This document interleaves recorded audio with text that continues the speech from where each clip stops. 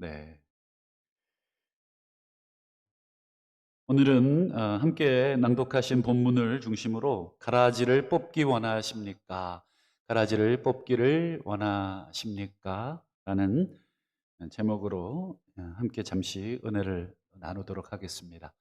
우리 이제 마태복음 13장 전체는 하나님의 나라에 대한 어떤 성격, 속성, 그 다음에 뭐 하나님이 어떻게 당신의 나라를 이 땅 가운데 세워 가시는가. 소위 말해서 이제 통치자의 통치 철학과 방법이 13장에 감추어져 있는 것입니다. 그런 면에서 여러분 13장은 아주 중요한 예수님의 가르침 덩어리겠죠.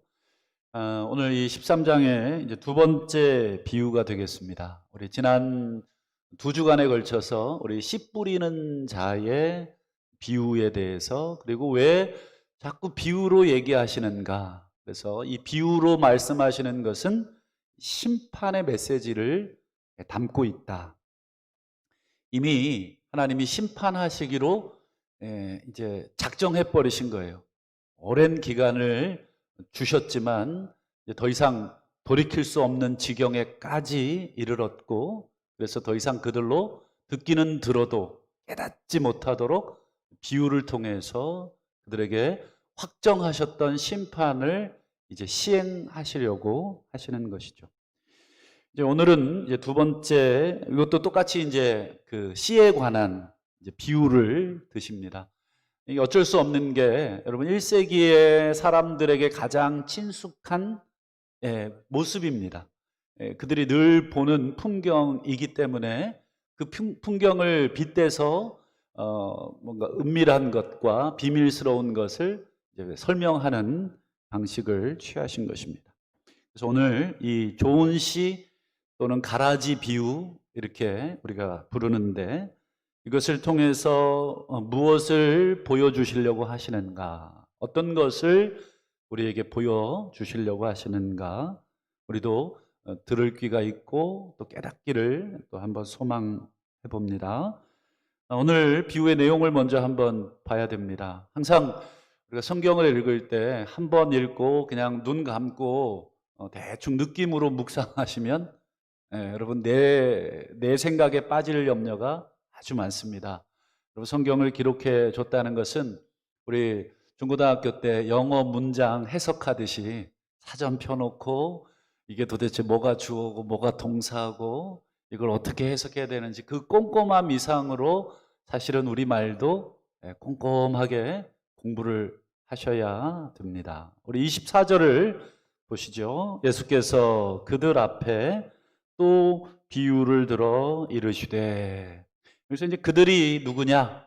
그런 질문도 할 수 있겠죠. 뭐 이것까지 우리가 살피지 않겠습니다만, 이제 꼼꼼하게 공부하는 학생들은 이것까지 앞에 막 다 찾아야 합니다. 그들이 누굴까? 지금 예수님의 이 말을 듣고 있는 대상이 누구냐? 여러분, 대상이 누구냐에 따라서 예수님의 어법도 달라지고 여러 가지 표현도 달라지기 때문에 대상이 중요해요. 제가 우리 성도님들을 대상으로 하는 설교와 또 뭐 다른 사람을 대상으로 하는 설교는 전혀 다르겠죠. 그런 면에서 이 대상에 대한 공부도 아주 중요하고요. 어쨌든 이제 오늘은 그거에 대한 시간보다는 뒤에 나오는 걸 보죠. 자, 천국은 좋은 씨를 제 밭에, 자기의 밭에 뿌린 사람과 같다. 천국에 대한 어떤 모습을 설명을 하는데, 이게 전부 다 지금 이 상징적인 단어들이니까 이 상징적인 단어들을 풀어야 되겠죠. 자, 먼저 세 가지를 여러분들이 풀어야 되는데, 첫 번째 좋은 씨는 뭐냐, 두 번째 밭은 뭐냐, 마지막 세 번째 그 씨를 뿌린 사람은 누구냐. 이거에 대해서 이제 막 여러 가지로 막 묵상도 하고 막 이러려고 하다 보니까 예수님이 이거에 대한 설명을 해주시네요. 우리 37절을 한번 보실까요? 37절이죠. 37절. 자, 대답하여 이르시되 좋은 씨를 뿌린 사람은 누구라고요? 인자. 번역하면 사람의 아들이라는 뜻이거든요. 사람의 아들. 이 단어는 여러분 구약 성경에서 가지고 온 단어예요. 예수님이 자기 자신을 그냥 좋은 씨를 뿌린 사람은 나야, 내가 뿌린 거야, 이렇게 직접적으로 얘기하지 않고 이 좋은 씨를 뿌린 사람은 누구라고요? 인자야. 인자가 누구예요? 사람의 아들이야. 이런 뜻은 아니겠죠. 이게 구약 성경 어디를 예수님이 인용해서 가지고 오신 단어냐면 구약, 그렇죠. 이제 아주 뭐 박사님 되셨습니다. 다니엘서 7장에 나옵니다. 다니엘서 7장 14절에 보면 이 구름을 타고 오시는 그 신적인 존재가 이 사람과 같이 생긴 분에게 세상의 권세를 주는 장면이 나옵니다. 그때 사용된 단어가 이 인자입니다. 그래서 여러분 1세기의 예수님 시대의 사람들은 이 다니엘서 7장에 나오는 이 인자를 메시아라고 확신하고 있었습니다. 그리고 예수님은 그 메시아라고 확신하고 있는 그 단어를 누구에게 사용하고 있습니까? 당신에게 사용하고 있어요. 어쨌든 인자다. 그 다음에요 38절 보시죠. 밭은 세상이다. 그 다음에요 좋은 씨는 천국의 아들들이다. 자, 그럼 24절을 이렇게 한번 예수님이 풀어준 그 단어로 대입을 해서 번역을 다시 해볼까요? 어떻게 번역할 수 있습니까? 천국은 좋은 씨를 제 밭에 뿌린 사람 같다, 이렇게 되어 있는 부분을 다 바꾸면 되겠죠. 천국은 천국의 아들들을 자신의 세상에 뿌린 인자. 이제 우리는 예수님을 이제 가리키는 걸 아니까 예수라고 해도 되겠습니다. 예수님과 같다. 예수님께서 천국의 아들들을 이 세상에 이렇게 뿌려 놓았다. 좋은 아들들이겠죠? 좋은 씨니까 천국의 아들들은 좋은 사람들, 의인들을 말하는 겁니다. 자, 그 다음 25절 다시 올라가셔서 25절을 보시죠. 자, 사람들이 잘 때에 그 원수가 와서 곡식 가운데, 이 곡식은 당연히 이제 좋은 곡식이 되겠죠. 가라지를 덧뿌리고 갔더니, 그러면 여기서도 두 가지를 해석해야 됩니다. 원수가 누구고 가라지는 또 뭐냐. 자, 이거에 대해서도 예수님이 해석을 해주시는데 38절을 볼까요? 38절 뒷부분 보십시오. 뒷부분 쭉 보면 가라지는 악한 자의 아들들이다. 악한 자, 이게 뭘까요? 악한 자.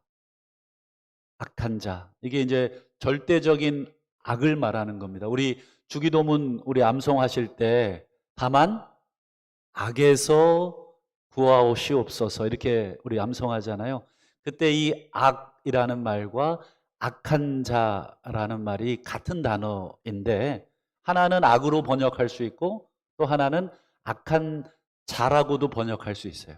중성이 되면 악이고 남성이 되면 악한 자가 되기 때문에 여기서는 남성으로 번역을 한 것뿐입니다. 가라지는 이 악한 자, 악의 아들들이다. 악이 누구냐 하는 것은 그 뒤에 나옵니다. 39절 볼까요? 가라지를 뿌린 그러면 이 원수는 누구예요? 그렇죠. 이 악한 자는 누구예요? 마귀다. 그러면 이제 어느 정도 정리가 되겠네요. 가라지는 마귀의 아들들이다. 이렇게 정리가 되겠습니다. 근데 이제 문제는 이 악한 자가 뿌려놓은 이 가라지가 이제 언제 보이기 시작하는가 하는 거예요. 처음에는 안 보이는 것 같습니다.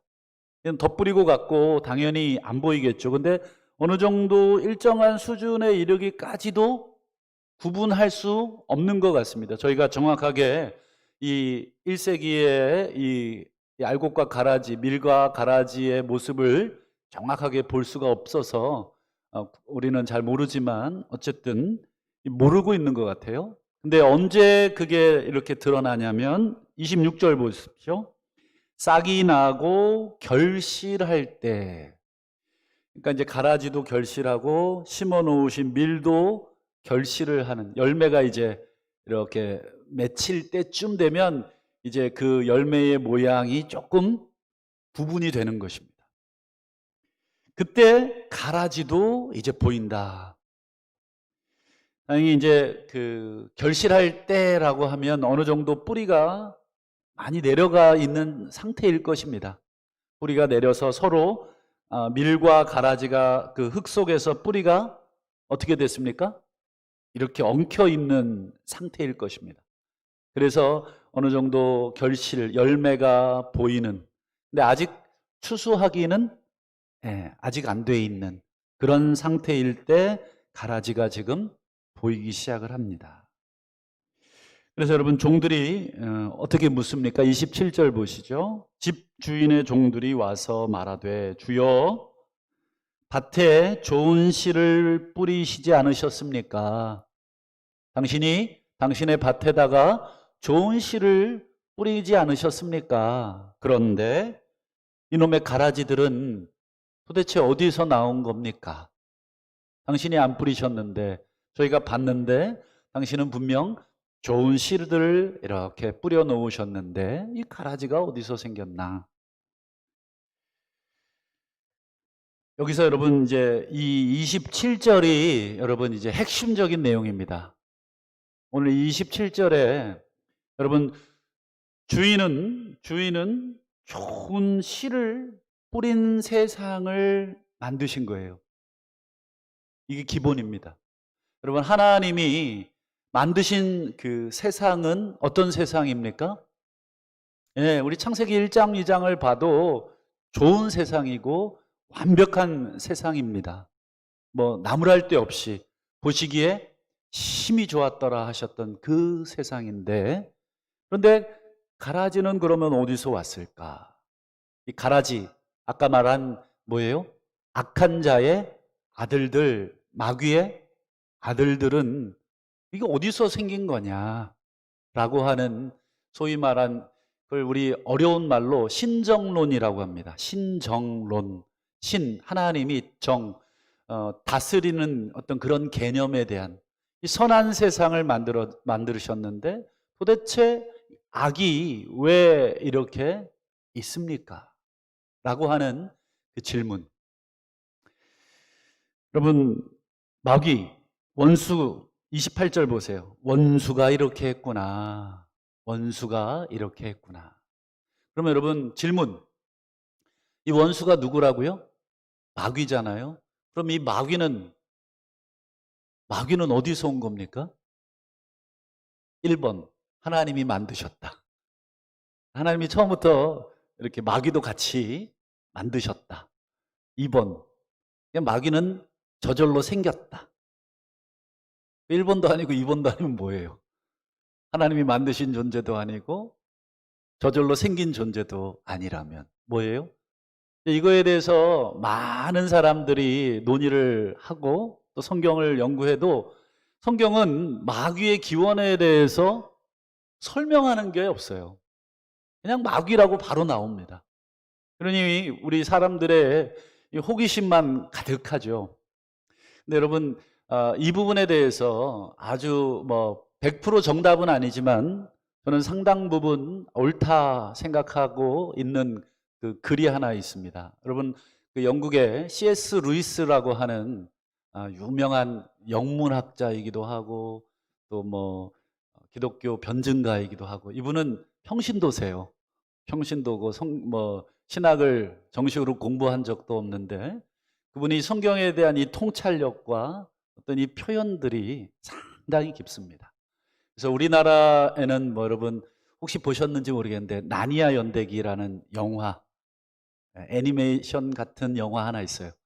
한번 자녀들하고 한번 꼭 보십시오. 이 기독교적 깊은 통찰을 담고 있는 아주 좋은 영화입니다. 그런 영화도 만드신 영화를 만드신 게 아니라 그런 소설이죠. 우리 판타지 같은 소설인데 기독교 정신을 아주 잘 보여주는 그런 소설도 쓰신 분인데, 그분이 이 순전한 기독교라는 그 책에서 악에 대해서 이렇게 이야기합니다. 한번 들어보십시오.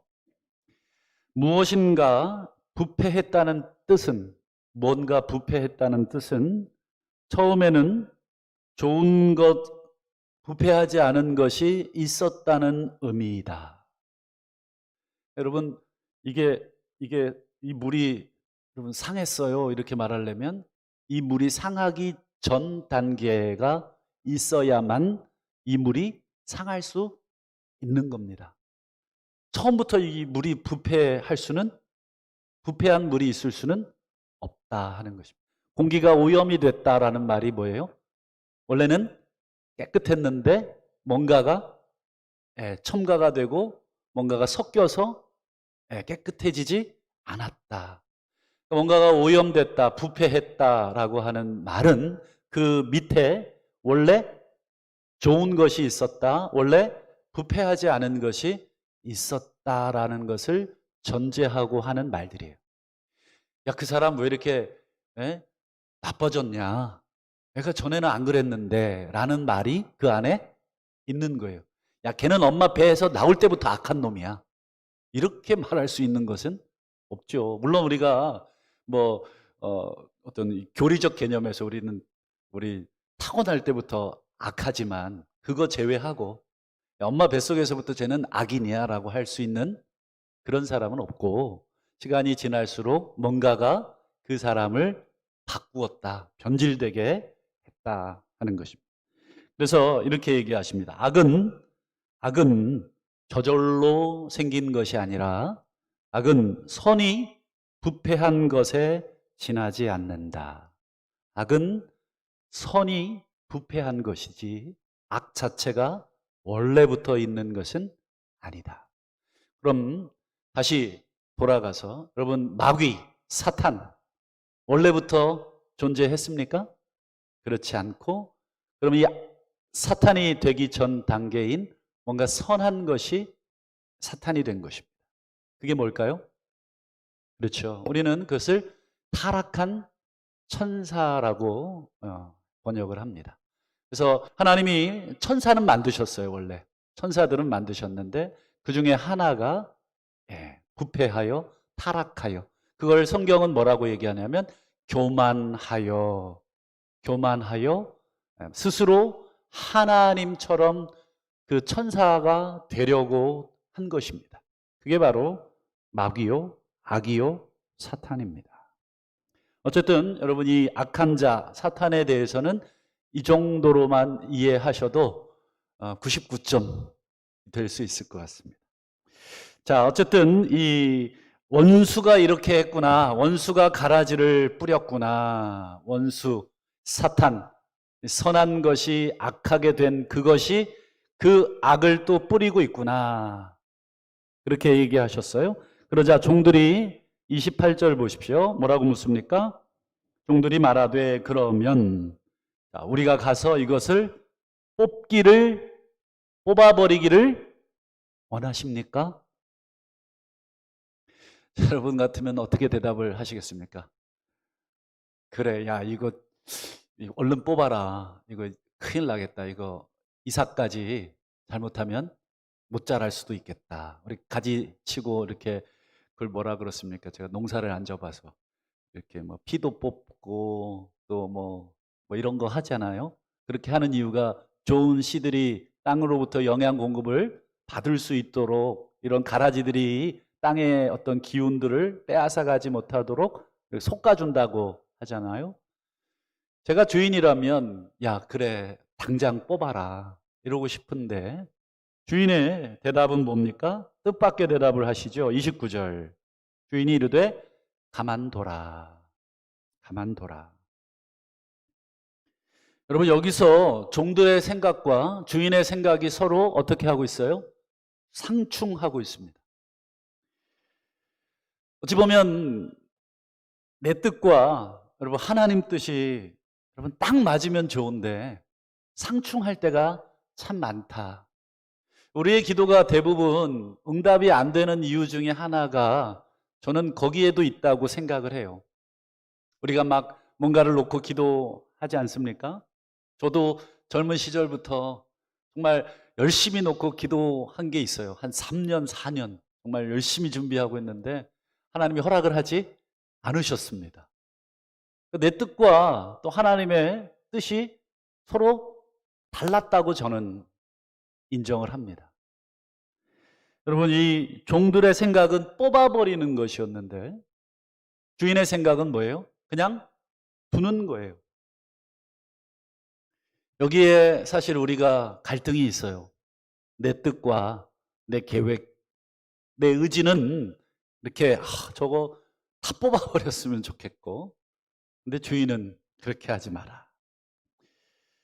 자, 여러분, 여기까지 비유를 쭉 들으시면서 지금 21세기에 한국인인 우리들이 느끼는 거하고 1세기에 유대인들이 이 비유를 들었을 때 느끼는 거하고 같을까요? 다를까요?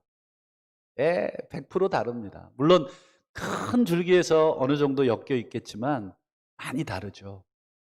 유대인들, 여러분 1세기에 지금 예수님 앞에서 이 비유를 듣는 사람들, 그리고 마태가 이 마태복음을 전해주고 이것을 읽도록 교회에 회람을 했는데 그 말씀을 또 읽고 있는 1세기의 성도들은 이 비유를 어떻게 이해를 했을까?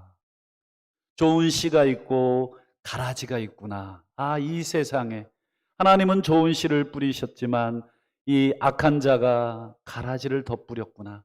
그런데 이 가라지가 지금 곡식과 뿌리를 지금 같이 묶고 있다. 같이 지금 자라고 있어서 이 가라지들이 여러분 아시는 것처럼 훨씬 기운이 세죠. 그래서 정말 알곡들을 많이 누르고 있구나 하는 것을 누구든지 알 수 있고, 그 비유를 들었을 때 1세기에 여러분 이 성도들은 무슨 생각을 했을까? 당연히 여러분 그 시대의 배경으로 항상 성경을 읽기 위해서는 돌아가시는 사고를 하시라 말씀을 드렸죠. 여러분 1세기에 이 배경을 듣고 있던, 그리고 예수님이 활동하던 시절의 악은 누구입니까? 여러분 뭐 이거 참 이런 말 해도 되나요? 오늘날의 악은 어디예요? 오늘날의 악의 축은 뭐 어느 나라에서는 뭐 어디를 지정하면서 악의 축이라고 자기들 기준인 거죠. 자기들 기준. 자기들이 뭔데 상대방을 악으로 규정을 합니까? 자, 예수님 시대에는 유대인들의 입장이 돼 보시죠. 여러분들이 다 유대인입니다. 지금 상황은 어떤 상황이냐면 로마가 여러분들을 지금 짓누르고 있는 상황입니다. 평화롭게 해주는 상황이 아닙니다. 그럼 여러분들 마음속에 이 악한 자가 뿌려진 이 가라지, 악한 자들의 이 아들들을 누구로 생각을 하실 수 있겠습니까? 그렇죠. 당연히 무찌르자 공산당처럼 이 로마 이 사람들은 제거해야 될 악이에요. 그래서 여러분 실제적으로 1세기에는 수많은 반란들이 있었다 말씀을 드렸죠. 우리로 얘기하면 이제 3.1 만세 운동과 같은, 그리고 의병들이 일어나고 뭐 승려들도 일어나고 모든 종교계의 이 지도자들도 일어나고 일반 시민들도 다 곡괭이 들고 지금 봉기를 일으키는 일들이 1세기에는 비일비재했습니다. 여러분 1세기의 이 역사만 살짝 읽어봐도 잘 알 수 있습니다. 그들은 끊임없이 지금 자신들의 이 거룩한 땅, 아브라함 때부터 하나님이 주시마 약속하셨던 이 약속의 땅 아닙니까? 그리고 약속의 백성들인 우리들이 지금 천국의 아들들이요, 좋은 씨들이 지금 살고 있는 이 땅에 지금 악한 자들이 지금 가라지를 덧뿌려서 지금 그들이 지금 있는 이 땅 가운데 그들의 생각은 어떤 생각으로 이어졌겠습니까? 그렇죠. 뽑자. 이 생각이 그들의 머릿속에는 당연히. 그걸 기대하고 종들도 지금 예수님, 주인에게 그걸 물은 거예요. 뽑기를 원하시죠? 가서 뽑아야 되겠죠? 이렇게 지금 의도를 가지고 예수님께 질문을 던진 거예요. 주인이, 그래, 다들 제초제 준비하고 이렇게 나올 줄 알았는데 주인이 뜻밖에도 그냥 둬라. 여러분, 이 참 가슴이 뭉그러진다 그래야 되죠. 무너지죠. 여전히 우리가 일제시대를 산다고 생각을 해보자고요. 일본 사람들이 여전히 우리의 딸들을 강탈해 가고, 또 우리의 이 소득과 곡물들을 강탈해 가고, 우리의 정권을 유린하고, 우리 고종 황제 때 여러분 아시는 그 명성황후를 시해하고, 뭐 이런 모든 일본의 만행들을 우리가 지켜봤잖아요. 정말 우리가 당장이라도 뿌리를 뽑아도 시원치 않을 그런 악들이 공존하는 세상.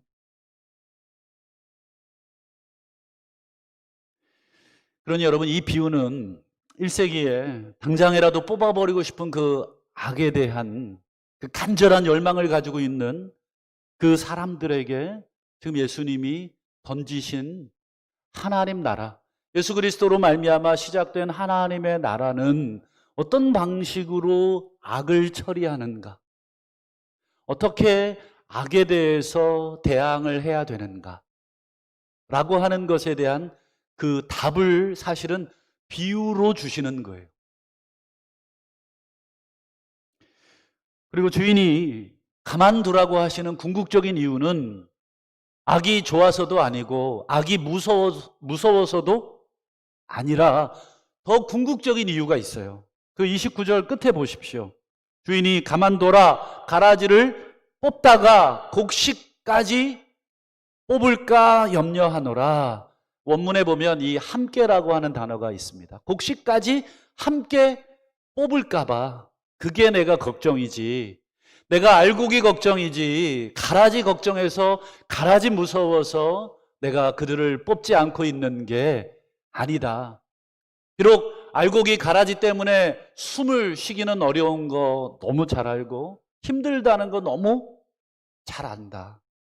하지만 궁극적으로 그 악을 제거하다가, 가라지 제거하다가 알곡까지, 우리 벼룩 한 마리 잡으려다가 초가삼간 태운다는 그 속담처럼 여러분이 하나님께서 악을 다루시는 방식, 어려운 질문을 하나 드리면, 여러분 만약에 몸에 암세포가 퍼졌어요. 뭐 이런 일은 있어서도 안 되겠지만, 근데 말기예요. 이렇게. 근데 이제 수술을 하면 치료가 될 것 같기도 하고, 또 수술을 하다가 자칫 위험해질 수도 있을 것 같은 상황입니다. 여러분들 같으면 어떻게 하시겠습니까? 투표를 해야 되겠습니다. 위험을 감수하고 수술을 그래도 한다. 아니면 그냥 암이랑 같이, 같이 하나님이 불러가실 때까지 산다. 다 사람들 따라 다르겠죠. 이게 애매한 케이스입니다. 예를 들어서 제가 비유한 것입니다. 이 땅 가운데 정말 하나님의 이 좋은 가라지들만 있으면 다행인데, 좋은 알곡만 있으면 다행인데, 가라지들도 우리가 함께 섞여 있는 그런 상황 속에 이거를 뽑자니 밑에 뿌리가 너무 많이 붙어 있습니다. 이걸 잘못 뽑으면 알곡도 다칠 수 있는 그 위험성이 많이 있다. 주인의 결정은 뭐예요? 그냥 둬라. 알곡이 다치지 않게. 그리고 궁극적으로 우리 30절 보실까요? 그러면 언제 알곡과 가라지를 구분하시는가? 추수 때에. 이게 이제 마지막 종말이죠. 추수 때에 내가 추수꾼들, 이 천사들을 말하죠. 천사들에게 말하여 가라지를 먼저 걷어라. 그때는 알곡이 뿌리채 뽑혀도 상관없죠. 결국 알곡도 추수를 해야 하는 시기니까. 마지막 추수 때에는 알곡이든 가라지든 우리 모두가 다 추수의 대상이 된다. 그때 가라지를 따로 묶어서 불에 태우고 곡식은 내 곡간에 넣겠다. 그리고 그동안 가라지들에게 고통받던 그 의인들은 어떻게 됩니까? 43절을 보실까요? 그때의 의인들은 자기 아버지 나라에서 해와 같이 빛나리라. 해와 같이 빛나리라. 이것도 다니엘서 12장에 나오는 그 표현을 사용한 것입니다. 다니엘서 12장에 여러분, 많은 사람을 옳은 대로 인도하는 자는 하늘에 별과 같이 빛나리라. 그런 표현들을 지금 살짝 구약에 나오는 여러분 그 메시아적 표현들을 살짝 넣으면서 맨 끝에 보십시오. 43절 끝에 귀 있는 자는 알아들어라. 내가 지금 무슨 얘기를 하고 있는지 너희들이 지금 알아들을 수 있겠지. 인자라는 말과 하늘의 해처럼 빛나겠다는 말과 추수할 때 낯을 휘두른다는 말, 이게 전부 다 여러분 구약 스가랴에 나오는, 그리고 요한계시록에 나오는 종말의 표현들이에요. 낯을 휘두른다는 표현들. 전부 다 종말에 관련된 그 단어들과 표현들을 지금 예수님이 사용하시면서 듣는 사람들에게 귀 있는 자는 내가 지금 무슨 얘기하는지 들어라. 눈을 감고 가끔 이렇게 기도하다 보면 참 가슴이 답답해질 때가 있습니까? 없습니까? 도무지 이 사회에 만연한 악의 문제, 악인의 문제들, 여전히 이 세상에서 그들이 득세하고 있는 그런 판국을 우리가 느낄 때, 때로는 우리 거룩한 교회 공동체 안에도 이런 가라지들이 여러분 판을 친다고 느낄 때는 더 사실 좌절스럽죠.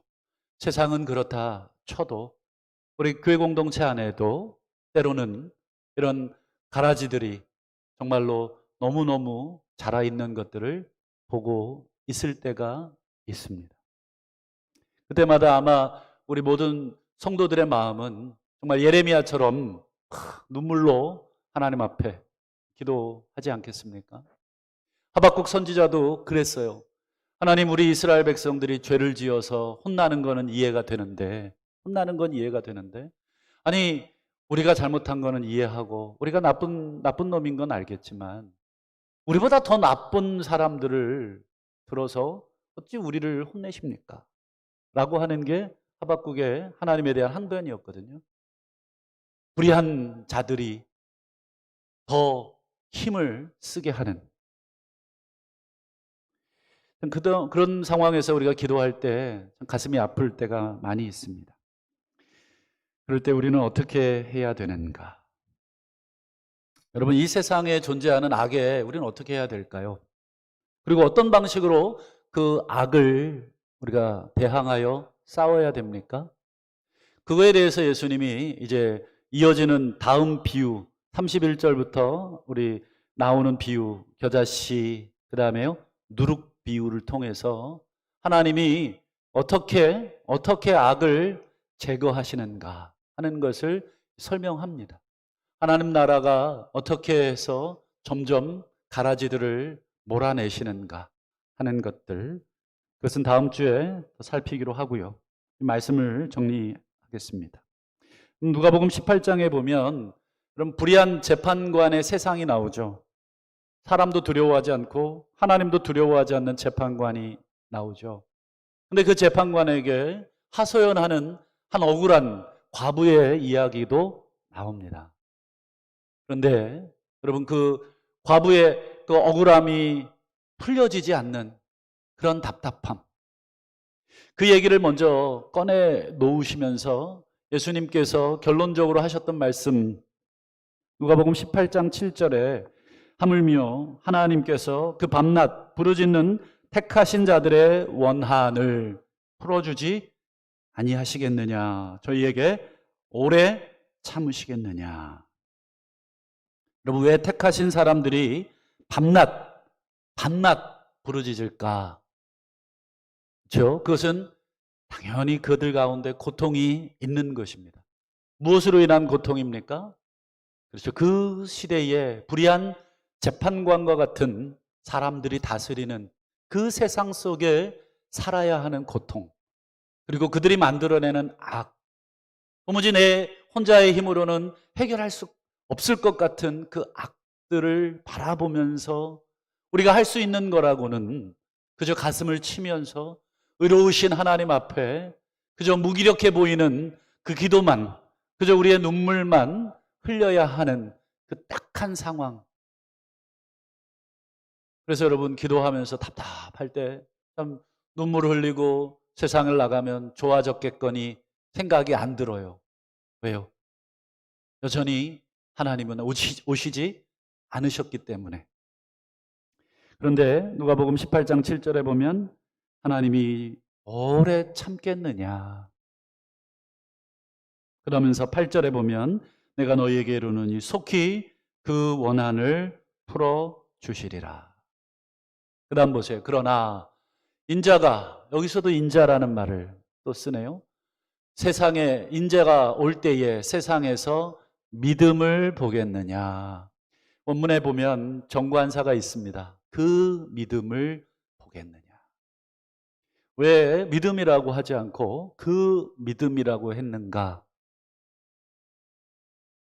인자가 세상에 올 때 그냥 일반적인 믿음, 예수를 믿는 그 믿음이 아니겠죠. 이 불의한 세상에서 가라지가 정말 득세하고 있고 그들이 알곡을 누르고 있는 그 고통의 시간에서 오직 주인의 말을 듣고 기다려야 하는 종들, 가만둬라. 언제까지 가만둬야 합니까? 라고 하는 의문을 가슴에 품고 늘 그 가라지를 바라봐야 했던 그 종들, 그러면서 언젠가는 주인이 약속하신 것처럼 추수 때에 내가 그들을 구분할 것이고 알곡과 가라지를 구분해 가라지를 태울 것이라고 하는 그 주인의 그 약속 하나만을 믿고 믿음으로 가지고 여전히 이 땅 가운데 살아야 하는 사람들의 그 믿음인 것이죠. 그러나 인자가 올 때에 세상에서 그러한 믿음을 끝까지 주인의 약속을 믿고 너희들의 힘이 아니라 하나님의 방식으로 하나님의 나라가 이루어지는 것을 기다릴 수 있는 믿음을 가진 사람을 보겠느냐. 여러분, 우리가 얼마나 인내력이 없습니까? 이 세상에 대한 불의에 대해서 물론 우리가 공의롭게 해야 되지만 우리의 한계점이 있는 것을 우리는 너무 잘 알고 있습니다. 그래서 여러분, 우리도 우리의 힘으로 우리의 방식으로 주인이 가만두라고 하시는데도 불구하고 우리 종들끼리 모여서 야, 주인이 그렇게 얘기했어도 우리는 그렇게 하지 말자. 우리라도 힘을 모아서 이 가라지들을 다 싹 다 잘라내자. 알곡들 좀 다치면 어떠냐. 여러분, 잘라내 보셨습니까? 잘라내 보셨나요? 다 제거되는가요? 저는 농사를 안 져봐서 모르지만 어떻게 100% 피들이 다 뽑히듯인가요? 다 이렇게 잡초들 제거하고 한 몇 달 지나고 나면 괜찮으시던가요? 또 자랍니다. 또 자랍니다. 궁극적으로 우리의 힘으로만은 여러분 이 세상의 악을 다 제거할 수가 없다는 것을 여러분 우리는 겸손하게 인정해야 하며 동시에 하나님께서 하시겠다고 하시는 것에 대한 믿음, 그 믿음을 가지셔야 합니다. 그러나 우리가 할 수 있는 범위 내에서 우리 다음 주에 살피겠습니다만 겨자씨처럼 그리고 누룩처럼 우리 주변에 있는 곳에서 조금씩 우리의 영향력을 키워가는 방식으로 여러분 우리가 그 악의 주인이 언젠가 완전히 오셔서 완전히 제거하실 그때까지는 우리 알곡이 버텨내는 것입니다. 가라지의 세상에서 알곡이 그래도 미흡하지만 버텨내고 조금씩 우리도 성장해 나가는 것이 여러분 주인이 원하시는 믿음인 줄로 믿고 다시 한번 여러분 이 땅에 존재하는 악의 문제, 악인의 문제에 대한 예수님의 이 비유를 다시 한번 가슴에 새기고 너무 절망하지 마십시오. 너무 한탄해하지도 마시고 하나님이 하나님이 계획하신 그때에 그 일들을 이루실 것입니다. 자칫 우리가 손댔다가 더 일을 그르칠 때가 많이 있습니다. 그것은 우리의 경험이 우리에게 말해주는 교훈이기도 하시죠. 그런 면에서 다시 한번 우리가 하나님을 믿고 기다리고 다시 한번 우리에게 요구하시는 밤낮 부르짖고 다시 한번 하나님 앞에 나아오기를 원하시는 온 세상의 재판장이 되시는 그 하나님 앞에 우리가 맡기는 것이 가장 큰 심판이고 가장 큰 보복인 줄로 믿고 오늘 하루도 악한 자들의 세상에서 절망의 가슴과 눈물을 품고 다시 한번 기도의 자리에 나아가시는 그런 복된 천국의 자녀들, 의인들 되시기를 주의 이름으로 축원합니다. 아멘.